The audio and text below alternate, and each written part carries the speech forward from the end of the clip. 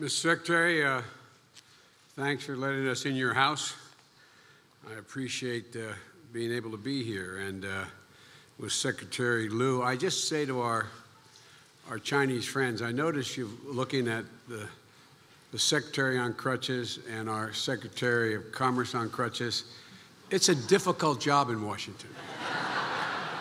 We play it Hank Paulson can tell you, it's a very tough place right now. And I just want you to understand that and that's why they're so committed to this relationship. Vice Premier Liu and Vice Premier Wang, State Councilor Yang, it's good to see you again. We've spent a lot of time together. We each have all of whom have been designated special representatives of President Xi.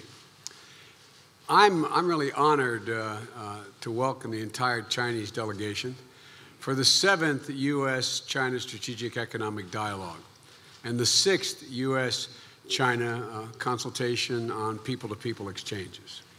And I want to thank Ambassador Sui and Ambassador Baucus. It's good to see you, Max. Welcome home, for being here today. And I'd be remiss if I didn't recognize other members of the Cabinet. Secretary Moniz is here, as well as Secretary Pritzker, who I already referenced, and Ambassador Froman, and Administrator McCarthy. And they all are deeply involved and deeply committed to this dialogue. 4 years ago in Beijing, then Vice President Xi observed, if one is to have a full view of the scenery, one needs to cast his eyes to the far horizon. Well, that's what we need to be doing here today. Cast our eyes to the far horizon. And we need to be honest and direct about where we've been, what lies on the horizon for the relationship that will, in many ways, define the 21st century for the remainder of the world. It's been 10 years since then Deputy Secretary of State Robert Zoellick called on China to become what he referred to as a responsible stakeholder. He said, all nations conduct diplomacy to promote their national interest. Responsible stakeholders go further. They recognize that the international system sustains their peaceful prosperity, so they work to sustain that system. And under President Xi, as China's interests and capabilities have grown increasingly global, China has indeed taken some important steps in that direction. For example, you have served as a partner to curb nuclear activities in Iran and North Korea. You've taken concrete actions to address climate change, setting ambitious climate goals at home. You've committed to let the market play a greater role in your economy, which will contribute to a stronger and more sustainable growth in the global economy. You've supported efforts at the United Nations to combat radical terrorism, to stem the ability of extremist groups like ISIL to recruit, and so much more. Chinese medical personnel work side by side with Americans to fight Ebola and set up hospitals in Sierra Leone.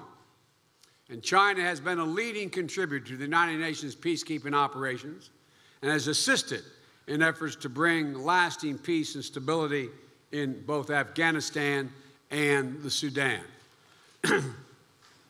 These are welcome actions that impact in a very positive way the growth and security of China, but also the region and the world. And I believe that the future of China's success and global influence is directly tied to the extent to which it acts as a responsible stakeholder. Essential to this is continuing to find new ways to work together, even as we manage future competition in a responsible way. We must all embrace the role of a responsible competitor as well, helping to create and uphold a playing field that is level, fair, and transparent. A field where the rules apply equally not only to the United States and China, but to all responsible competitors, regardless of their size. The rule-based order that emerged in the 20th century has served the world extremely well, and I would respectfully suggest including China.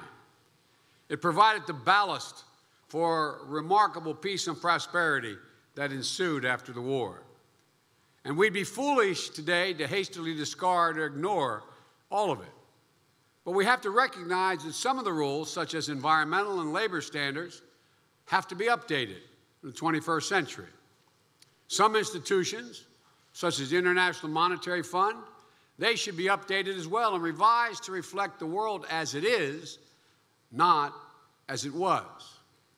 And there's an urgent need to agree on a rule-based system for rapidly evolving areas ranging from cyberspace to outer space. A new set of rules. Together, collaboratively, we have an obligation, China and the United States, to shape these rules. And let me be clear, the United States believes strongly that whenever possible, China needs to be at the table as these new rules are written. Responsible competition, adhering to these common rules, both old and new, in my view, will be the essential ingredient necessary to manage areas of disagreement and to build a long-term, sustainable U.S.-China relationship. As President Xi has said, quote, "There is competition in cooperation, yet such competition is healthy, based on mutual learning and mutual reinforcement. It's a fundamental sense. It is conducive to our common development." I believe that. The President of the United States believes that. The Secretary of State believes that. And as I've told President Xi on multiple occasions I've had to be with him over the last several years, we, the United States, we welcome fair and healthy competition. Quite frankly, you've awakened us. We got a little slow. We were a little, I know my colleagues don't like my saying this, but the truth is, we got a little, how can I say it, too comfortable in the last part of the 20th century. It awakened the competitive spirit that's stamped into the DNA of every American, naturalized as well as native-born. And a lot of them are Chinese, I might add. I believe the United States of America is not only well-positioned to thrive, but to contribute to the economic growth of the entire world as we grow. We're in the midst in the United States of an energy transformation that has positioned us as the epicenter of the world's energy sector over the 21st century, including renewable energy. We have the finest research universities in the world that educate millions of Americans and the brightest minds from around the world, including China. We're the top destination for immigration from entrepreneurs, scientists, academics, and artists who bring creative solutions and want to create an open and welcoming environment. It's the creative edge we have, being as open as we are to immigration. The best of the world make their way here. It's not that someone sits around a table in Southeast Asia or Africa or Latin America and says, you know, I've got a great idea. Why don't we sell everything we have, pick up, get smuggled into a country that doesn't want us? We're going to have fun, aren't we? This is wonderful. The truth is, the people who make those judgments are people with courage and vision, optimism, innovation. So we have benefited from the openness of our system over the last 200 and some years. We also, in the United States, protect innovation from those, the innovation that emanates from those great minds through strong protection of intellectual property and the rule of law. Fair competition not only spurs our companies to develop better products and services, It spurs economic growth around the world. On a level playing field, our growth contributes to yours, and your growth in China contributes to ours. Your nation is opened up to the world, and you have lifted 500 million people out of poverty. One of the most remarkable occurrences in human history. 500 million people out of poverty. Your traditions of scholarship, philosophy, entrepreneurship, and ambition are now paired with an increasingly educated public, including the education of millions of engineers and scientists from your finest universities. The economic dynamism of your nation has supported the prosperity and growth of not only China, but throughout Asia. The future contributions of a successful, open, and collaborative China that embraces the responsibility of a stakeholder and the responsible competitor have tremendous potential for all of us, the whole world. But any country that relies on unhealthy practices to undermine healthy competition with others ultimately limits itself. There's sort of like there's new rules of economics in the 21st century, not set by any nation. They're like rules of physics. There's certain things that have to exist for nations to truly meet their potential. Responsible competitors help to sustain a system where research and development are rewarded, where intellectual property is protected and the rule of law is upheld. Because nations that use cyber technology as an economic weapon or profit from the theft of intellectual property are sacrificing tomorrow's gains for short-term gains today. They diminish the innovative drive and determination of their own people when they do not reward and protect intellectual property. Responsible companies adhere to international law and work together to keep international sea lanes open for unimpaired commerce. 80% of all the commerce today is on the back of a ship somewhere and floating on the oceans.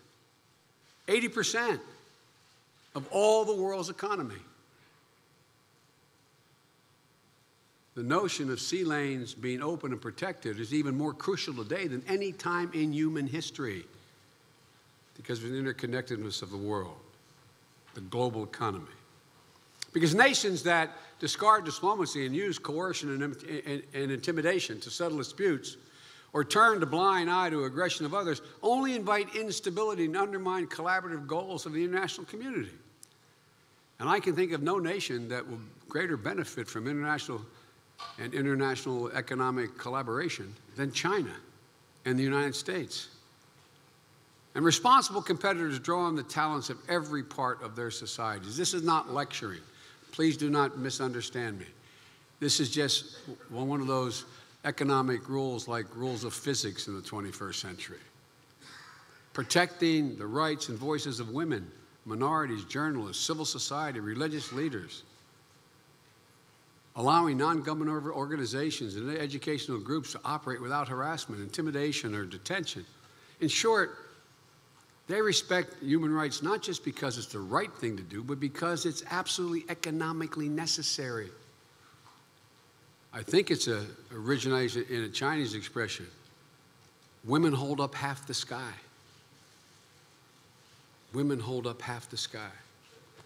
Nations who do not take advantage of the populations, and I'm not directing this to any particular country, any nation that doesn't take advantage of it, is squandering their potential.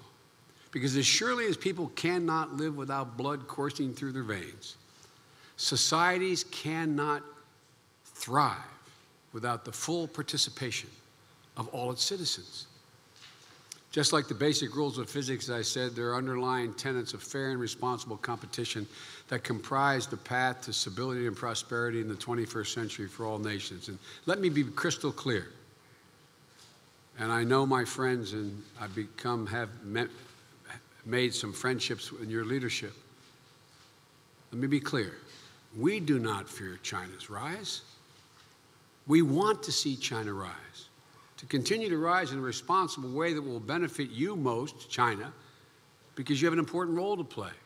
A rising China can be a significant asset for the region and the world, and selfishly for the United States.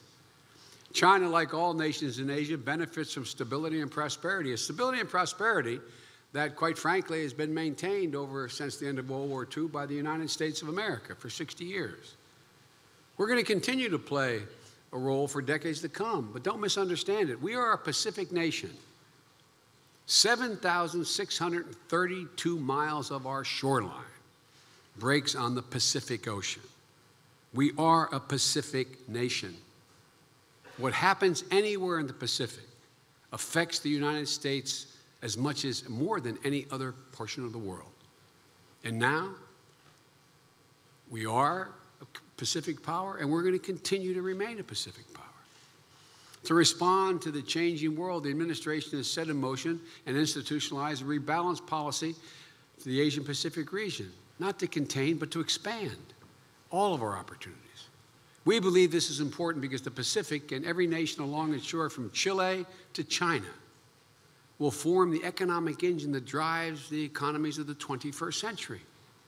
That's where the action will be. As part of that rebalance strategy, we've strengthened and modernized our alliances and our partnerships throughout the region. As part of that strategy, we have deepened our support for important regional institutions like ASEAN, and we're continuing to work on the Trans-Pacific Partnership, which I predict we will succeed in getting done. The most progressive trade agreement in American history, and history, period. It boosts economic growth at home and abroad. And as part of that strategy, we're working to build a more constructive and productive ties with China. But we all know this relationship is complicated and consequential, to say the least. And we all know, like a good marriage, it requires an awful lot of hard work, an awful lot of attention. In 1979, I was a young junior senator, and I was invited to go to China with a group of senior important senators, the first delegation to visit China after normalization and to meet with Deng Xiaoping. We had an opportunity to spend a considerable amount of time with him. I was criticized when I got back home because I was asked, what did I think? And I said, I think that a rising and peaceful China could provide an extremely positive incentive for the United States and the world. I still believe that. I believed it in 1979, that was possible, and I believe it's even more likely today. Then as now, I recognize that our two countries had clear disagreements on important issues. But that's not a new phenomenon. The animating logic of our relationship is also not new. Both sides accept that we each gain by working together where our interests align and addressing our differences candidly and constructively where they do not, and there are places where they will not align. In reviewing the course that has led us to today, I think it's worth recalling that both our countries have gone through considerable changes since 1979, even since we met in the first strategic and economic dialogue in 2009. For our part, the United States has entered a period of renewal, optimism, and new strength. Thanks to the aggressive actions we took to stimulate our economy and to stabilize our financial sector in the wake of the recession, our economy has gone from recession to recovery to resurgence. 12.6 million private sector jobs added over those years. 63 straight months of employment growth.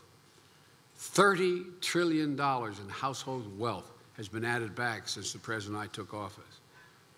Unemployment is down from 10% to 5.5%, and I predict will go lower. U.S. exports are at record levels. U.S. businesses have served as the Asia-Pacific's biggest source of foreign direct investment. U.S. businesses have invested over $620 billion in investment stock in the region just in 2013. And as we grow, we acknowledge our deepening economic interdependence. China is the largest destination for U.S. exports, you all know that, outside of North America. Our countries engage over $500 billion in trade every year, and it's destined to grow. Because of the strong economic ties, China's success benefits ours own, as I said, just as our economic resurgence supports China's growth. In just the last year or two, for example, China has made some changes to promote Chinese household consumption and allow more market-determined interest rates. As your third plenum laid out, there was a need to open the economy to the private sector competition, implement market-based exchange rates, and to grant greater market access to foreign investors. That was your decision, not ours. Your plenum made that judgment. We recognize the advances that China has made, and we encourage further progress in this effort to reform the economy. And we know the remarkable potential of the Chinese people. As we build toward the future that realizes the full potential of both our countries, success in the strategic and economic dialogue and the consultation of people-to-people exchanges is critical. Over the past few days, you have had an opportunity to make substantive progress on non-proliferation, strong and balanced economic growth, trade and investment, climate change, energy, environment, ocean conservation, maritime security, cyber issues, human rights, sustainable development, public health, education. We're not going to solve all these problems in this meeting or in multiple meetings, but we have to be committed to working towards solutions in each of these areas. I need not tell you all that are participating. We have a lot of hard work to do, but we have to keep at it day after day after day after day. This relationship is just too important. Not only we depend on it, but the world depends on our mutual success. To put it bluntly, the world is depending on those of you in this room to continue to work through those issues. There's an old Chinese proverb that says, one generation plants a tree, the next enjoys the shade. Today we gather in the shade of a tree planted by those visionaries on both sides of the Pacific who joined hands a generation ago. And now we have to plant additional trees together today so that the generations that follow in both of our countries and around the world can grow and flourish in the shade, prosperity, and security of a new friendship. There will be intense competition. We will have intense disagreements. That's the nature of international relations. But there are important issues where we don't see eye to eye, but it doesn't mean we should stop working hand in hand because we don't see eye to eye. There was a famous American politician who we all loved. His name was Tip O'Neill, the Speaker of the House. He said, all politics is local. Well, I'm getting old enough, and I've hung around as long as he had in the House and the Senate and in politics, and I'm going to presume to try to improve on that. I believe that all politics, especially international politics, is personal. It's all personal, and because only by building a personal relationship, that's the only vehicle by which you can build trust. Doesn't mean you have to even like the other person. But it has to be a personal relationship where you understand what the other guy needs, the other woman needs, and what you need, and work through it. It's the only way to build trust. Because of President Hu and President Obama, I had the opportunity to spend scores of hours with President Xi when he was vice president. He even was nice enough to see me for 5 hours when he was president. I think I know him. We know him. We know his aspirations for your country. So as I told her last time we met, I'm particularly grateful that Vice Premier Liu is for everything she's done to help build a face relationship that as a Chinese co-chair of the consultation on people-to-people exchanges. It's important. The exchange has led to concrete progress in our relationship, from an increased number of Americans studying in China to a program connecting young professional scientists through in-person exchanges. These accomplishments are critical to expanding cooperation in areas such as the arts, education, women's issues, science, and technology. So I want to thank her again for her leadership. And I want to thank Secretary Kerry for the hard work he's put in this effort as well. And it's now my honor to introduce Premier. Am I doing the introduction? I am, okay. I was about to take advantage of this opportunity, but Liu Yangdong as our next speaker. Thank you.